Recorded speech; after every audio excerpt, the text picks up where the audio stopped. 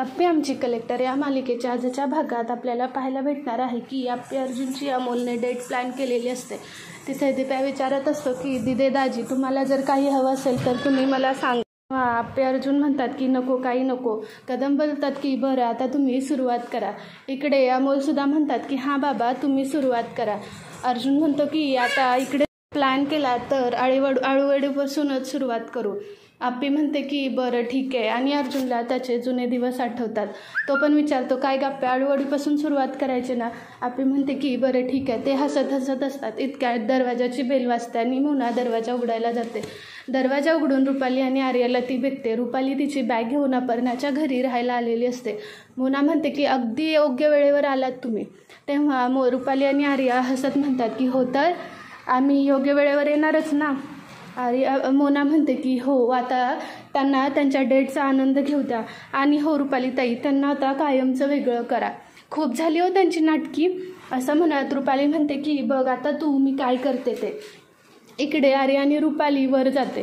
तेव्हा रुपाली गेल्यानंतर म्हणते की थांबा ते पहिलाच घास खात असतात. एवढ्यात अर्जुन आर्याला आणि रुपालीला बघून जरा हबकतोच आणि त्यांच्याकडे बघून म्हणतो की या.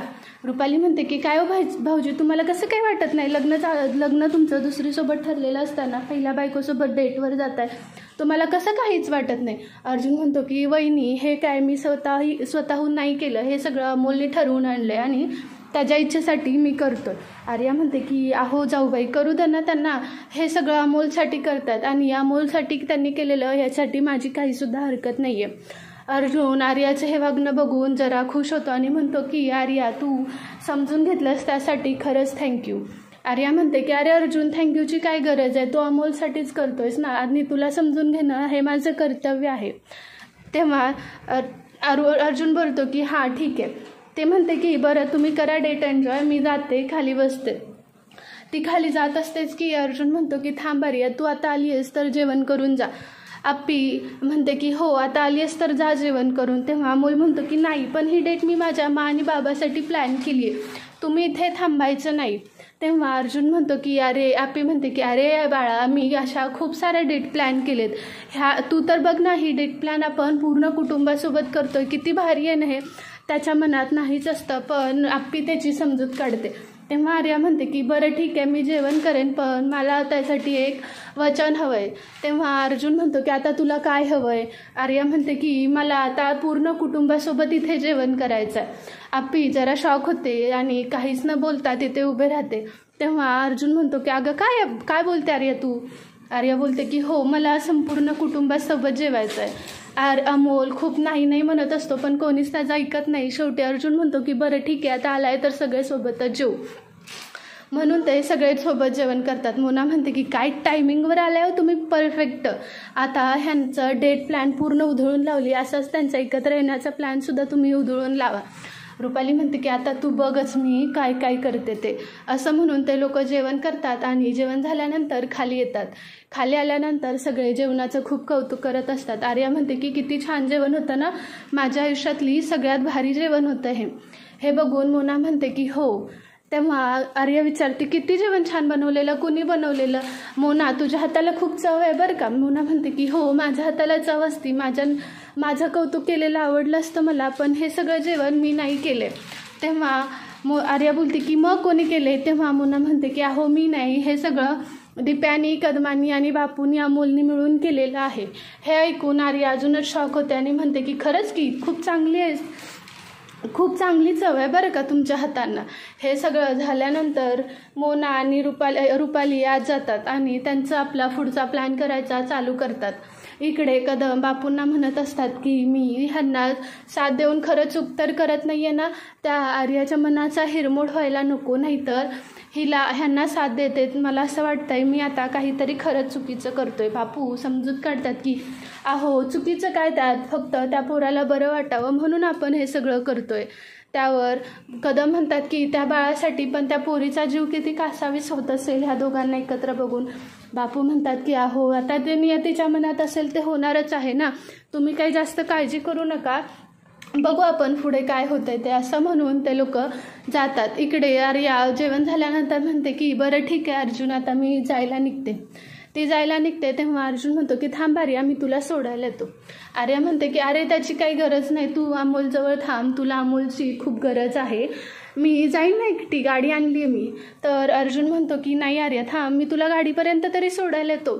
असं म्हणून आर्या बोलते की बरं ठीक आहे, आता इतका फोर्स करतोय तर चल. असं म्हणून आर्या बाहेर जाते आणि अर्जुनसुद्धा तिच्या मागे जातो. अमोल इकडे कपाळाला हात लावून बसलेला असतो. त्याला खूप वाईट वाटलेलं असतं की त्याच्या माबाबाची डेट प्लॅन झाली नाही. दीप्या तिथे जातो आणि म्हणतो की काय भाचे सरकार, काय झालं. तेव्हा अमोल म्हणतो की बघ ना मामा, मी एवढं केलेलं तरी पण त्या आर्या मावशीने सगळा खोडा घातला आणि डेट सगळी माझी चुकीची झाली. दीप्या म्हणतो की अहो भाचे सरकार, एवढ्यातच तुम्ही थकला काय, एक लव्ह स्टोरी पूर्ण करायला कितीतरी प्रयत्न करावे लागतात. आत्ता नाही, परतची प्लॅन आपण असं करू ना, आत्ता हे सगळे आले, पुढच्या डेटला ते दोघंच जातील, तू विचार कर ना, चांगला कर ना. अमोल म्हणतो की हो मामा, पण आत्ताचं काय, किती मेहनत केलेली आपण. दीप्या म्हणतो की अहो भाचे सरकार, कुछ पाने के लिए कुछ खोना पडता है. तेव्हा अमोल म्हणतो की बरं ठीक आहे, आपण पुढच्या वेळेस दुसरीकडे डेट प्लॅन करू, कोणालाही न माहिती होता. दीप्या बोलतो की हो भाचे सरकार, जसं तुम्ही म्हणाल असं. इकडे आर्या बाहेर जाते आणि अर्जुनसुद्धा बाहेर गेल्यानंतर आर्या म्हणते की अर्जुन खरंच खूप थँक्यू, तू मला समजून घेतलंस आणि तू माझ्यासाठी एवढं काय काय करतोयस. अर्जुन म्हणतो की अगं त्यात काय एवढं, उलट यावेळेस खरंच तुझंच खूप थँक्यू म्हणायला लागेल, कारण तू मला समजून घेतलंस. आर्या म्हणते की समजून का नाही घेणार, तू माझा होणारा नवरा आहेस आणि अमोलसुद्धा माझा कोणीतरी लागतोस ना, त्याच्यासाठी मी काय केलं तर कुठे बिघडलं. अर्जुन म्हणतो की आर्या खरंच तू खूप समजूतदार आहेस. तेव्हा आर्या म्हणते की हो, आणि मनातल्या मनात म्हणते की ह्या अर्जुनला माझा नवरा बनवण्यासाठी मला अजून किती काय काय करावं लागणार आहे कोणास ठाऊक. आणि मागून आर्या तिच्या गाडीची चावी घरात विसरलेली असते. आप्पी गाडीची चावी बाहेर घेऊन येते. तेव्हा आर्या आप्पीला बघते आणि आप्पीला बघून तिला जळवण्यासाठी एकदम अर्जुनची मिठी मारते. आप्पी अर्जुनने मिठी मारलेली बघते आणि ती तोंड वळवते. आर्या तिला जळवण्यासाठी केलेलं असल्यामुळे ती मिठी मारूनच बसते आणि अर्जुन तेवढ्यात आप्पीला बघतो. आप्पीला बघितल्यानंतर अर्जुन म्हणतो की अगं आप्पी ये की, एवढं काही नाही.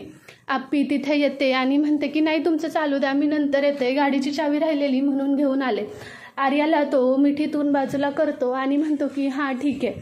आर्या बोलते की बरं ठीक आहे, मी जाते, म्हणून ती चावी घेते आणि जाते. आणि आप्पीला म्हणते की खरंच आजचं जेवण खूप छान झालेलं. आप्पी म्हणते की ठीक आहे, काही हरकत नाही. असं म्हणून आर्या निघून जाते आणि आप्पी आणि अर्जुन त्यांच्या बेडरूममध्ये जातात. तेव्हा आप्पी म्हणते की आजचं जेवण खरंच खूप छान झालं. त्यावर अर्जुन म्हणतो की आप्पे, तुला रुपाली वहिनी इथं आल्या म्हणून पटलं तर नाही ना. तेव्हा आप्पी म्हणते की नाही, मला काहीसुद्धा वाटलेलं नाही. तेव्हा अर्जुन म्हणतो की हे बघ, आता रुपाली वहिनीने काय केलं काय नाही केलं आता त्याच्याशी काहीसुद्धा संबंध नाही आहे. आप्पी म्हणते की हो, त्यांच्याविषयी माझ्या मनात राग नाही आहेच, फक्त मला एवढं वाटतं की त्यांनी आपल्यामध्ये पडायला नको होतं. आपण सोबत राहायचं नाही राहायचं हा डिसिजन आपण घेतलाच असता की.